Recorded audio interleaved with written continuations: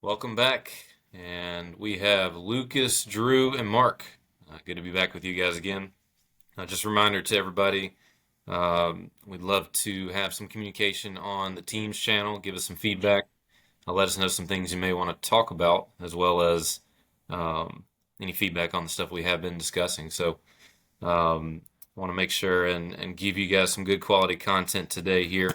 So, we're going to give each of these guys a chance to be able to talk over a topic this week in plantar fasciitis. So, CPG was updated in 2023. What we're looking at from an exam standpoint is plantar medial heel pain, most noticeable first steps and worst following prolonged weight bearing, precipitated by recent increase in weight bearing activity, reproduced with palpation at the proximal insertion of the plantar fascia, positive windlass, and negative tarsal tunnel. So you guys got a pretty good picture of what we're looking at here.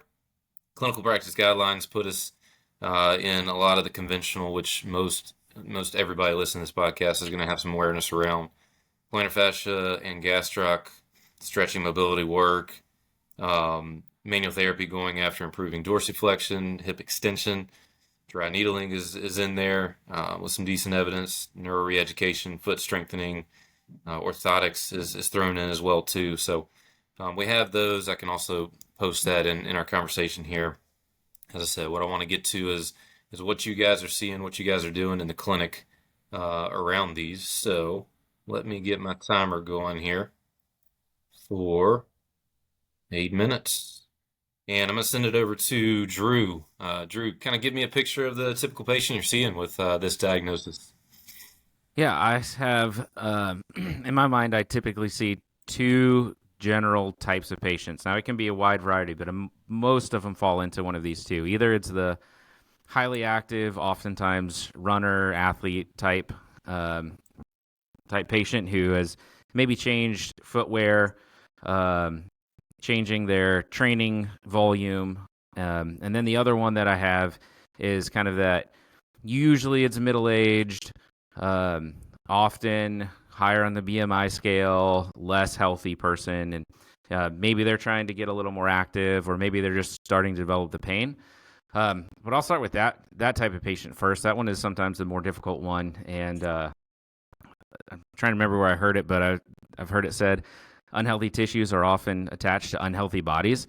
And in this case, that's kind of what I think. And so, how do we get this person being active? And the hard part is because they're having more pain, and often they're like, I tried to start walking, or I tried to start doing this, and I started to have the pain. How do we continue to encourage that? So, one thing I'm usually trying to encourage, either continuing in some sort of maybe non-weight bearing, maybe it's bike, maybe it's swimming, something where they can remain active. Or the other potential thing is seeing if they have orthotics or taping them, depending on how severe it is. If that's something that can keep them moving, I'm definitely going to try and do that.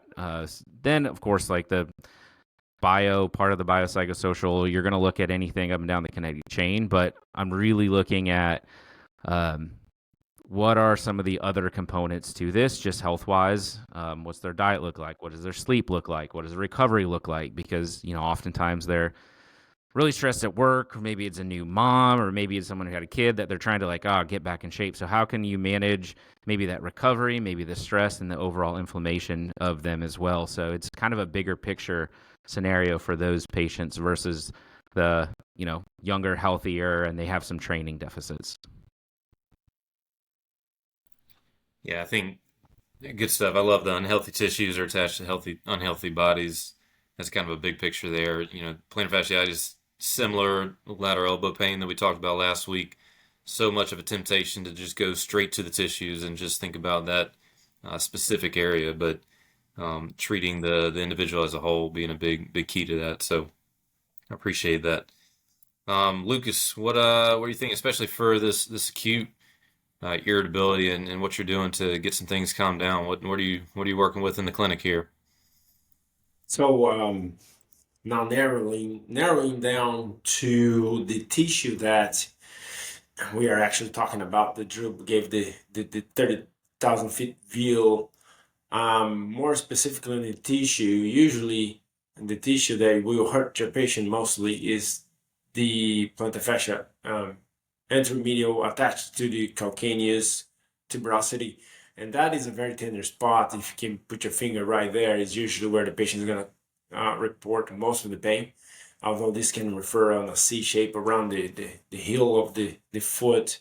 My first strategy when I have a very acute is taping, decrease the pain, support that specific spot right at the edge where the heel ends and the plantar fascia starts, intermedial into that calcaneus soft tissue.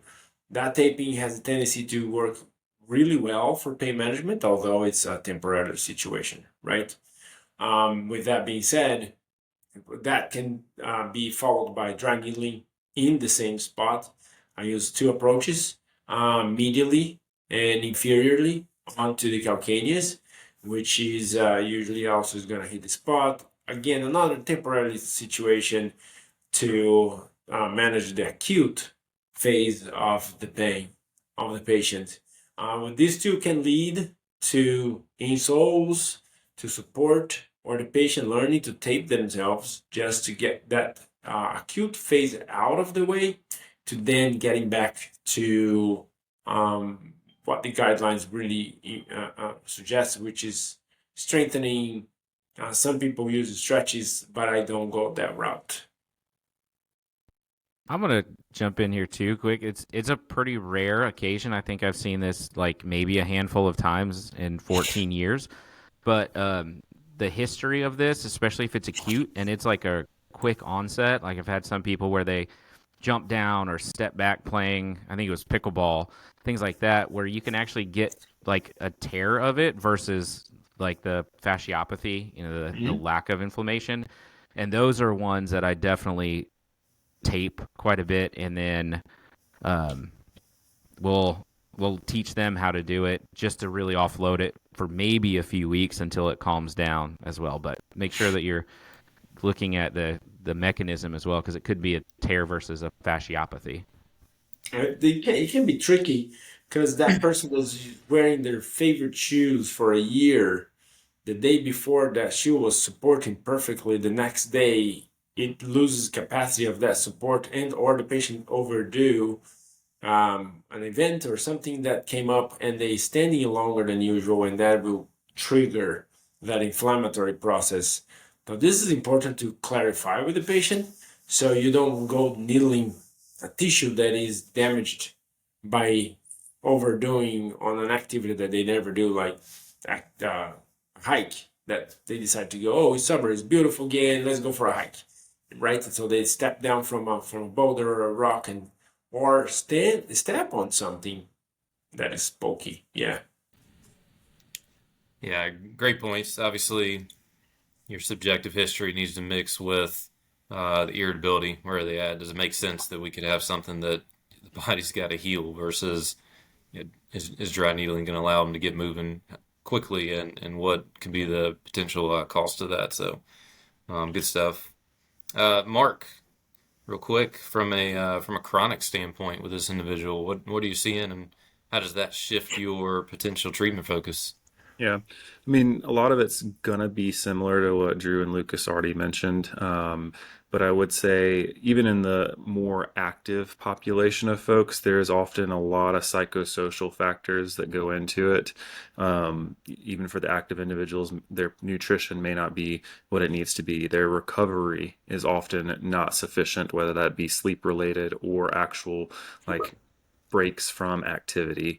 So addressing a lot of the psychosocial and socio-environmental factors that contribute to their active ongoing pain experience is going to be a huge part of it. And then often these folks have been, in my experience, just poorly medically managed. They've gone through the medical system and they've gotten injections, so on and so forth. And if you look at the research around cortisone injections specifically to like the plantar fascia, if you get more than one of those, you're at a tremendously increased risk of actually rupturing your plantar fascia, but also in developing like stress fractures and other things in your foot. And so trying to break that cycle of, I guess, again, poor medical management, and get their symptoms down using some of the techniques that they already talked about, and then going for active treatment that's going to help them long term. Yeah, if I would add anything here on the chronic management of the chronic plantar fasciitis is the lumbo-pelvic stabilization program that once in my life made a world of change on the patient, and my mentor at the time was looking at me like I'm something, like how come you never thought about that? I'm like, well, I never thought about that, so definitely chime in on that part, especially on the frontal plane movements, strengthening hip abduction, external rotators, lumbo-pelvic part. It can have a very positive effect on the patient, on the chronic pain patient. Yeah, all good points there, and I appreciate the idea of really going ahead and recognizing that chronic population is gonna have had a variety of medical treatment. And it doesn't do any good to bash on other providers, right? What we want to do here is continue to address in a empathetic way that where they're at is where they're at, and we have some ways forward, and we're not going to spend a bunch of time on the past, but if you wanted to get better, here's what we need to do. So, Does anybody use isometric? That's a curiosity I have. I've tried, I've played with it in the past, but does anybody use isometrics for these conditions? I don't as much. Like I know some of the research with like the tendon stuff seems to do well. I tend to do more of the long, slow, yeah, concentric and eccentrics, like the heel raises with toes extended, like put your toes under a towel roll to start to load it.